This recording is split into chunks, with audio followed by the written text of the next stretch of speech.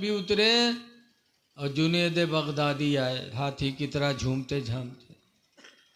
जब करीब में सैयद साहब पहुँचे तब सैयद साहब ने जुनेद से कहा था, जुनेद मैं तुम्हारे नबी की औलाद हूँ, बच्चे मेरे फाका करते हैं, शहर बगदाद आया था कि रोज़ी कमा के बच्चों के लिए इंतज़ाम करूँगा खाने का, लेकिन अफसोस कि किसी ने मुझे बुलाया नहीं, मैं तुम्हारे नबी की औलाद हूँ, मुझे पीठ लगा लेने दो ताकि इनाम लेकर के अपने बच्चों के लिए रोज़ी का इंतज़ाम करूँ। अब मजमा था बहुत बड़ा, लेकिन दूर दूर था, वहाँ कहाँ सल्लाह होता कहाँ बात होता कोई पता। तो सैयद साहब को जुनेद ने कहा था, जुनेद सैयद साहब तुम मेरे सीने पे हाथ मारो, मैं नीचे चित हो जाऊंगा। सैयद साहब ने ऐसे हाथ मारा, जुनेद बगदादी चित, सैयद साहब ऊपर। बादशाह को ताज्जुब हुआ, अरे एक दुबले आदमी ने आके जुनेद को पटक दिया।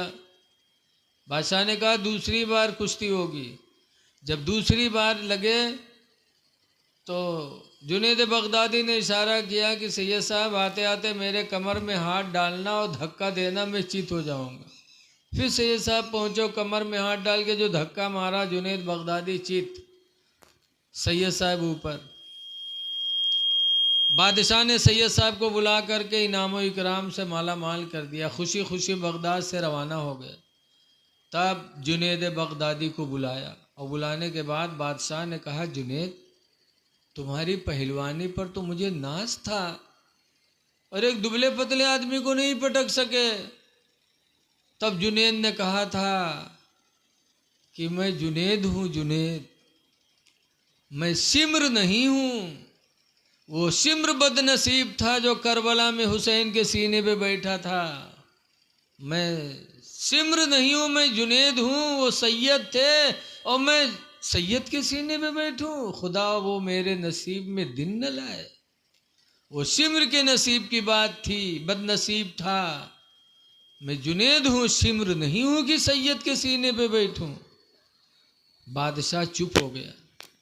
रवायतों में आता है कि जुनेद बगदादी गए, रात में जब सोए तो ख्वाब में रसूलुल्लाह सल्लल्लाहु अलैहि वसल्लम तशरीफ़ लाए और सरकार ने आके जुनेद की पेशानी पे हाथ रखा, कहा जुनेद तुमने मेरी एक औलाद की इज्जत की है, अल्लाह दोनों जहान में तुम्हें इसकी इज्जत अता करेगा। तो बगदाद में जुनेद बगदादी लेटे थे पहलवान बन के, और जब सुबह उठे तो अल्लाह के वली बन करके उठे।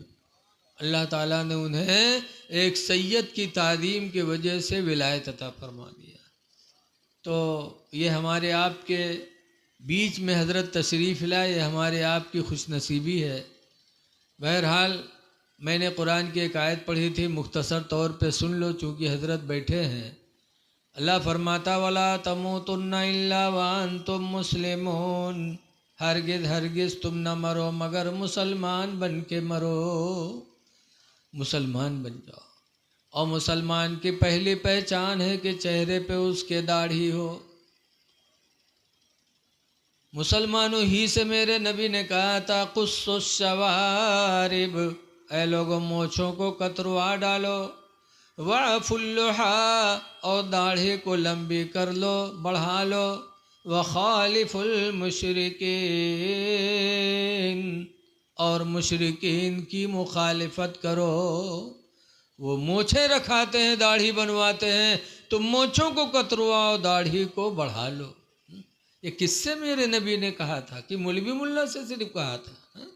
मुसलमानों से कहा था। लिहाजा आए लोगों, दुनिया से जाओ इस हाल में कि तुम्हारे चेहरे पे दाढ़ी हो, ताकि देखने वाला भी देखे, समझे कि आज दुनिया से कोई मुसलमान गया है। दाढ़ियाँ रखा लो, जी लो। दाढ़ी इस्लाम में इस्लाम की निशानी भी है, और जिसके चेहरे पे दाढ़ी होगी उसकी कब्र में रोशनी होगी। हज़रत अली शेर खुदा की दाढ़ी कितनी अच्छी थी, इतनी दाढ़ी थी हज़रत अली शेर खुदा की कि एक यहूदियों की जमात हज़रत अली की दाढ़ी ही देख करके कलमा पढ़ ली थी। यहूदियों ने कलमा पढ़ा था, इस्लाम को कबूल किया था, और आज हम अली के मानने वाले, आली आली करने वाले, और चेहरों पे दाढ़ी नहीं रखते। ऐ लोगों, दाढ़ी रखा लो, जाओ दुनिया से तो मुसलमान बन के जाओ। इसमें बहुत से लोग बंबई जाते होंगे, बंबई में मेमनों के बच्चों को देखा होगा, आते हैं मस्जिद में नमाज पढ़ने, मेमन के बच्चे कारोबार करते हैं, दुकान करते हैं, और लेकिन जब नमाज पढ़ने आते हैं तो देखा जाता उनकी दाढ़ी पूरी पूरी है, जुब्बा पहन के आते हैं, टोपी लगा के, लगता है कि कोई आलिम दीन आए। दौलत तो दौलत का शुमार नहीं, लेकिन फिर भी वो दीनदार बन के जीते हैं। और आज हमारे तुम्हारे पास कितनी दौलत है, फिर आज हमारे चेहरे पे दाढ़ी नहीं, हइयो है तो खसखसी है। ये खसखसी से काम नहीं चलेगा। इमाम आदम अबू हनीफा रहमतुल्लाह अलैह के नज़दीक कम से कम दाढ़ी का एक मुश्त होना ज़रूरी है। मुसलमान की पहचान है दाढ़ी। दाढ़ी कब्र में रोशनी का सहारा है, लेकिन आज हम लोगों के दिल इतने ढीठ हो गए कि कब्र से भी डरते नहीं। एक बुढ़वा रहा है बीमार भवा, तो उके लड़का उका घेरे बैठे, अब्बा ये बात अब्बा वो बात, अत्ते माँ बुढ़वा कहते भैया रे भी हम बचबई ना, तो कहीं तब तो कहीं जो हम मर जेबे तो हमरे कफन में पुरान कपड़ा लगायो। लड़को कहीं अब्बा यूँ कहाँ हो सकत है, तुम हमरे लिए घर बनवाए, बिहाव शादी की हो, पढ़ाई लिखाए हो, मर जे हो तो हम लोग कफन में पुरान कपड़ा देवे। गाँव वाले कहा कहीं अब्बा, तो बुढ़वा कहते गाँव वाले चक्कर में पड़ के सारे हमको फंसाए दे हो रे। कहीं का है, कहीं रे पुरान कपड़ा में लपेट के रखो कब्र में, ताकि जब हिसाब लिए यहीं फरिश्ते देखिए कफन पुरान, तो कहीं तो बहुत पहले मर चुका है, कहीं हिसाब होएगा हुई छोड़ो, तो छोड़ छाड़ चले जाइए, और नवा कपड़ा में लपेट के रखिए, जुड़ते जुट जाइए कि नहीं जुटी हैं रे।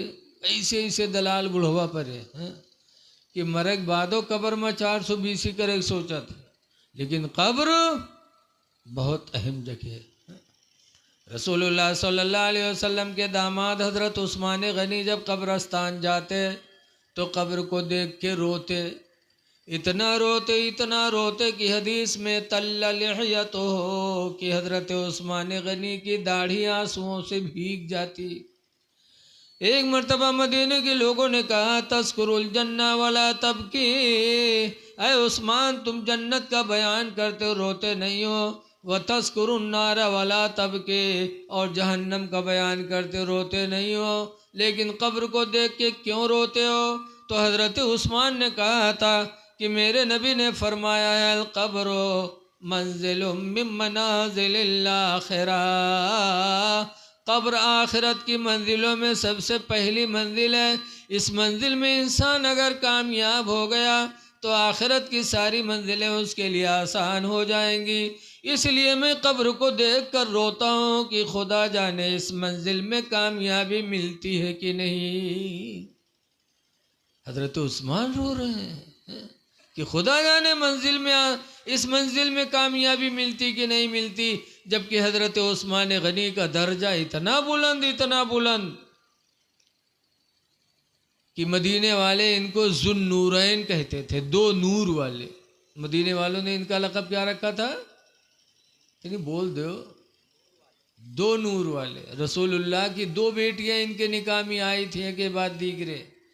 पहले रुकैया से शादी हुई, सरकार की बेटी रुकैया से उस्मान का निकाह हुआ, और रुकैया का जब इंतकाल हो गया तो सरकार की दूसरी बेटी उम्मे कुलसूम रदियल्लाहु अन्हा से शादी हुई।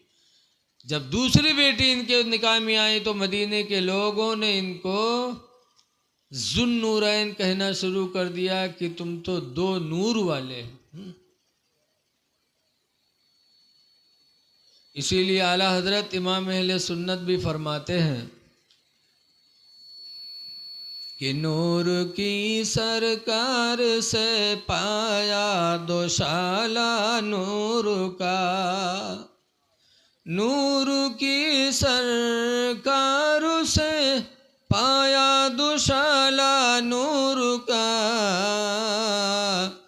हो मुबारक तुमको जुन्नूरैन जोड़ा नूर का। ज़ुन्नूरैन इनका लक़ब है। एक दफ़ा हुज़ूर सल्लल्लाहु अलैहि वसल्लम घर में लेटे थे तो हज़रत अबू बकर मिलने गए तो सरकार लेटे थे, उंगली ऊपर चढ़ी थी, लुंगी पिंडलियाँ खुली थी। हुज़ूर लेटे रहे। थोड़ी देर बाद हज़रत उमर गए तो भी हुज़ूर लेटे रहे। थोड़ी देर बाद हज़रत उस्मान गनी गए तो हुज़ूर उठ के बैठ गए और पिंडलियों को छुपा लिया। तो हुज़ूर की बीवी हज़रत आयशा ने कहा कि या रसूल अल्लाह, मेरे अब्बा अबू बकर आए तो आप ऐसे लेटे रहे, उमर रदी अल्लाह अन्हु आए तो आप ऐसे लेटे रहे, और उस्मान आए तो आप उठ के बैठ गए। तो हुज़ूर फरमाते हैं उस्मान से मैं हया करता हूँ, क्योंकि उस्मान से जन्नत के फरिश्ते भी हया करते। इतना बड़ा दर्जा जिनसे जन्नत के फरिश्ते शर्माए, वो उस्मान कब्र को देख के रोते थे, और इतना रोते थे कि दाढ़ी भीग जाती थी। ऐ लोगो, कब्र को देख करके इंसान को आखिरत की याद करना चाहिए। इसीलिए हुजूर ने फरमाया है ज़ोरुल कबूरा, कब्रों की ज़ियारत किया करो, लिअन्नहा तुज़क्किरुल आखिरा, इसलिए कि कब्र की ज़ियारत तुमको आखिरत की याद दिलाती रहेगी। तो मरो मगर मुसलमान बन के मरो, और मुसलमान की पहचान बहुत कुछ है। हुजूर से पूछा गया अय्युल मुस्लिम खैरुन, कौन मुसलमान सबसे बेहतर है? तो मेरे नबी ने फरमाया मन सलिमल मुस्लिमून मिन लिसानिही व यदिही, कि मुसलमान तो वही बेहतर है जो अपनी ज़बान और अपने हाथ से दूसरे को महफूज रखे। अपनी हाथ से किसी को तकलीफ़ ना पहुँचाओ, अपनी ज़बान से किसी को तकलीफ़ ना पहुँचाओ, तो सबसे अच्छे मुसलमान आप हैं। लेकिन देखा जाता है आज हमारी माँ बहनें जहाँ बैठी हैं, वह फसर फसर दूसरे की बुराई, उके पतोइया ये मेयर है, उके बिटियावा ये मेयर है। और के बाद जब साखी शहादा होए लागे पूछी हैं लोग कि काहे कह रहा, तो कहे कोड़ियाए जी हम नहीं बोले रहन, आँखी फूट जाए हम नहीं कह रहा, कहिबो करिए और कसमों खाए ले। किसी के खिलाफ जबान न खोलो, किसी की बुराई न करो। कुरान करीम में है अल्लाह यग़्तब बादुकुम बादा, तुम में का कोई किसी की गीबत न करे। अयवद्दु अहदुकुम मन याकुल लहमा अखीहि मैता, क्या तुम में का कोई चाहता है कि अपने मुर्दार भाई का गोश्त खाए? कुरान कहता है गीबत न करो। ये जगह अलगीबत अशद्दु मिनज़ ज़िना, ज़िना अलगीबत अशद्दु मिनज़ ज़िना, गीबत करना, चुगली खाना ज़िना से भी बुरा है। तो अपनी ज़बान को बचाओ, अल्लाह से डरो। मुसलमान सबसे बेहतर वही है जो अपनी ज़बान और अपने हाथ से दूसरे को महफूज रखे। तो जब कुरान ने कहा मरो ना मगर मुसलमान बन के मरो, और मुसलमान की पहचान है कि ज़बान से और हाथ से दूसरों को महफूज रखे। इसलिए किसी के माल पर हाथ न डालो, किसी पर हाथ न उठाओ, किसी को कत्ल न करो। कत्ल कितना बड़ा गुनाह है। हदीस पाक में ला तदखुलुल जन्नत सलासतु रिजालिन, 3 आदमी ऐसे हैं जो जन्नत में दाखिल नहीं होंगे। नंबर 1 पर हुज़ूर फरमाते अल कातिल, कत्ल करने वाला कातिल जन्नत में नहीं जाएगा। किसी को कत्ल न करो, खून न बहाओ। अल्लाह तौफीक दे तो दूसरी की जान बचा लो। कुरान में अल्लाह फरमाता मन अहयाहा, जिसने एक जान बचा लिया, फ़कान्नमा अहयन्नास जमीआ, तो गोया कि उसने एक जमात की जान बचा ली। एक जान बचाया तो उस जान से उसके बच्चे पैदा हुए, गोया कि उनको भी तुमने बचा लिया। फिर बच्चों से बच्चे पैदा हुए, फिर बच्चों से बच्चे, एक क़यामत तक के आने वाली नस्लों को तुमने एक जान बचा करके बचा लिया। इसलिए किसी पे हाथ न उठाओ। कातिल जन्नत में नहीं जाएगा। दूसरे नंबर पर है वज़ानी, और ज़ना करने वाला भी जन्नत में नहीं जाएगा। और तीसरे नंबर पर फरमाया वद्दय्यूस, और दय्यूस भी जन्नत में नहीं जाएगा। पूछा गया दय्यूस कौन है?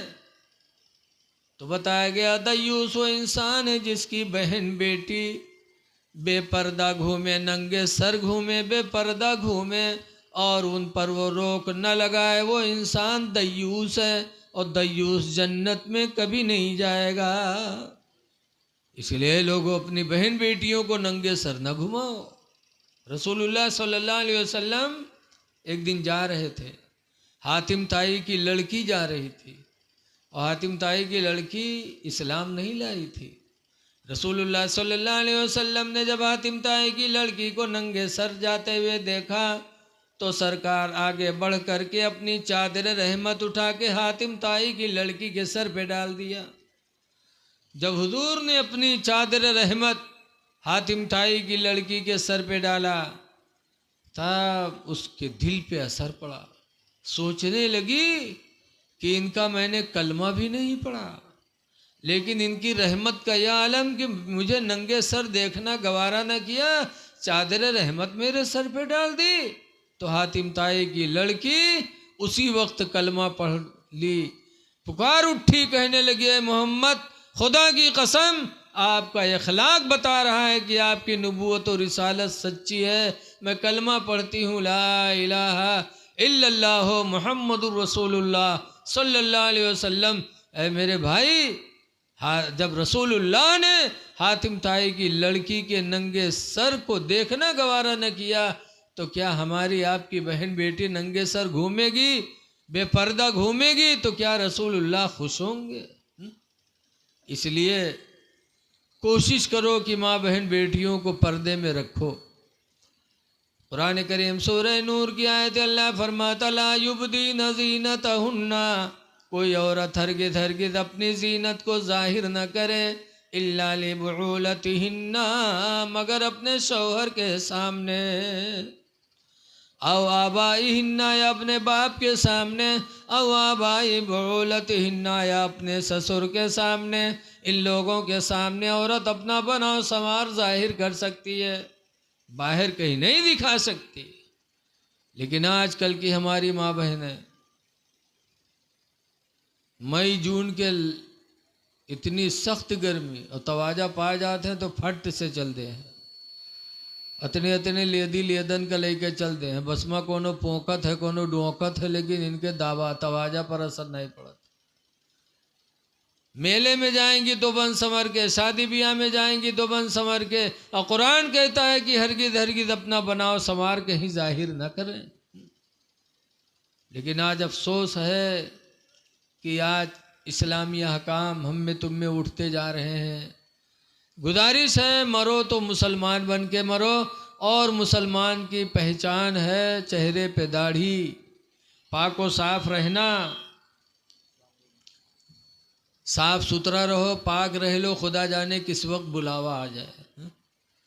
हदीस पाक में अत्तुहुरु निस्फुल ईमान, पाक रहना आधा ईमान है। आधा ईमान तो सिर्फ पाकी में है। पाको साफ रहो, किस वक्त बुलावा आ जाए पता नहीं है।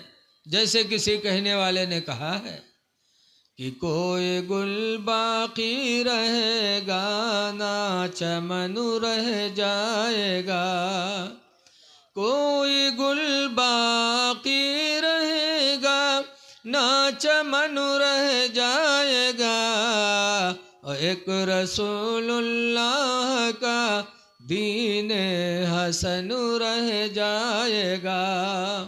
और हम सफीरो बाग में हैं कोई दम के चह, हम सफीरो बाग में हैं कोई दम के चह,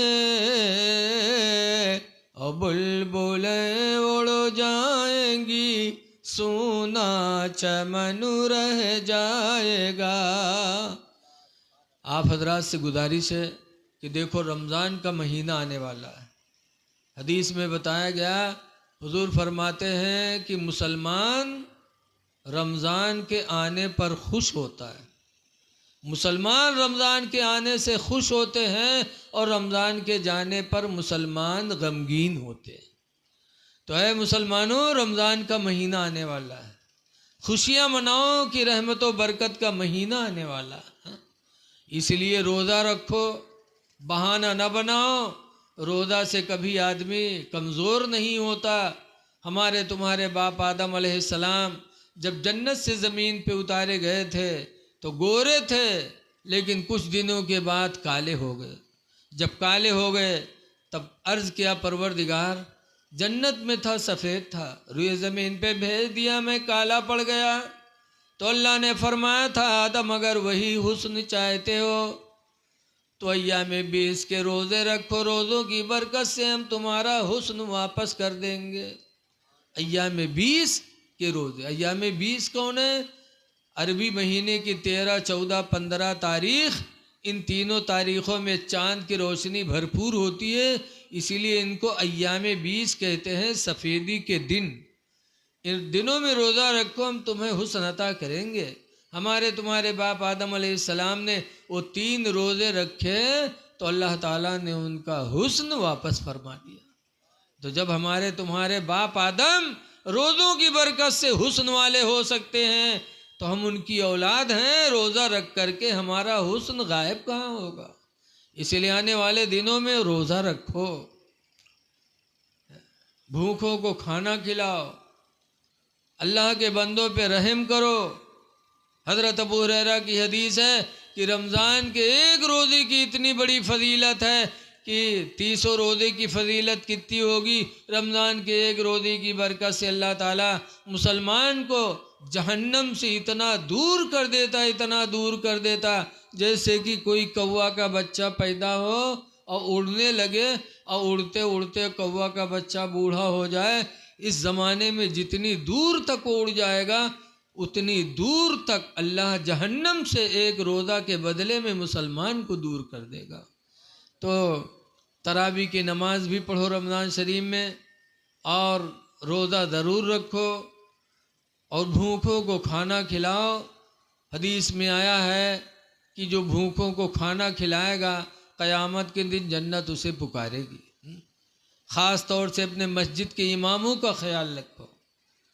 अक्सर देखा जाता है इमाम साहब दावत पे भेजी है, आज के जाओ फलनवा के कह दो इमाम साहब के दावत है, तो कहीं आज हम बहरेज जे थे कह दो दूसरे खुआ खाए ले काल देखा जी। दूसरे खुआ गए तो कहीं आज हमारा गेहूँ काटे वाला है, कह दो जाओ दूसरे के यहाँ पठवा दे। एक मुसलमान इमाम को खाना नहीं दे सकते, बड़े अफसोस की बात है। जबकि हदीस में आया मुतइमिल जियान, भूखों को खाना खिलाने वाले को क़यामत के दिन जन्नत पुकारेगी। एक गांव रहा, इमाम साहब रहे तो पूरा गांव इमाम साहब के चंदा दे, खाना खवावे, इफ्तारी भेजे, और एक घर वो गांव में ऐसा रहा है कि वो घर वाला कबहू न इमाम के दावत लिहिस, न अफ्तारी दिहिस, न चंदे दिहिस। इमामों साहब जान के कि गांव में अगर कोई दुश्मन है हमारा तो फलनवा है। अल्लाह मर्जी इमाम साहब एक दिन नसीर पढ़ाए आंगन में टहरत रहे तो वही घर से जौने घर से कबहू कुछ नहीं आवा, वही घर से एक छोट लड़का मिट्टी का कूंडा, मिट्टी कूंडा जाने हो ना, बड़ा था प्याला, सर पर रखे हो, कपड़ा ढके, मस्जिद की तरफ चला हो छोटा लड़का। मौली साहब जाने की लागत है आज ही घर से कुछ मिला है कहा। जैसे वो आवा उठा कूंडा रखे, मौली साहब पलथी मार के बैठे, उका निकारिन कागज हटाइन तो देखें पूरा कूंडा खीर से भरा। तब मौलवी चौंके, कहीं यार ये घर से ज़िंदगी में कभू अफ्तारी तक नहीं आई, अब आज पूरा कूंडा खीर भर के आवा है। तो मौलवी कहे लागे लड़कवा से कि आए रे तोरे महतारी का अगर हमरे खातिर खीरे पठवे के रहे तो कोनो पियाली में पठाई दिए होत, कोनो प्लेट में पठाई दिए होत, ये पूरा कूंडा भर के काहे पठाई से कहा भैंसा वैसा हुई कहा। तो छोट लड़का रहा सही सही बताए, इसके मौली साहब ऐसा है कि अम्मा हमार खीर बना के रखीन और चली गई पानी ले, अत्ते में यह कुतौआ व मुडार के खाए लाग। तो अब्बा लाठी लेके अम्मा पर जुटे, कहीं अरे खीर कुत्ता खाए ली, इसको खाई रे। तो अम्मी कहीं घबराओ ना, मस्जिद में पठे दे, मौली साहब खाए ले। जब मौलवी सुनी तो उठाए के कूंडा फेंकिन, कहीं ला हौल वला कुव्वता इल्ला बिल्ला, ला हौल वला कुव्वता इल्ला बिल्ला। तो लड़का रोवे लाग, तो मौलवी डांटे ने, फिर रोता क्यों है? तो लड़का के मौलवी साहब कूड़ा फोड़ डाले हो, हमारा अम्मा यही में यह कूड़ा फेंकत रहा है, कूड़ा किमा फेंकी है? तब मौलवी अपन खोपड़ी पीटे लागे, कहीं ना ला मतने बदनसीब हो गए कि खीर मिली कुत्तक जूठ हो, वैसे बर्तन में जिमा कूड़ा फेंका जाता है, हाँ? तो आज वही खाना इमाम का दे है जो उन खाना सरीगा हो या नमक ज़्यादा होएगा। अरे मेरे भाई, इमाम की खिदमत करो। भूखों को खाना खिलाने में जब इतना सवाब है कि जन्नत पुकारेगी, तो मस्जिद के इमाम को खिलाने में, मस्जिद के मुअज्जिन को खिलाने में अल्लाह कितना राज़ी होगा। अल्लाह ताला हमको आपको आमाल खैर करने की तौफीक अता फरमाए और इस जलसे को अल्लाह ताला अपनी जनाब में कबूलियत का शरफ अता फरमाए। अब देखिए हज़रत हमारे तशरीफ़ फरमा है और हज़रत के साथ कुछ लोग और आए हैं, एक बज चुके हैं। अब अगला प्रोग्राम आपके सामने है। अस्सलामु अलैकुम वरहमतुल्लाहि बरकातुहू।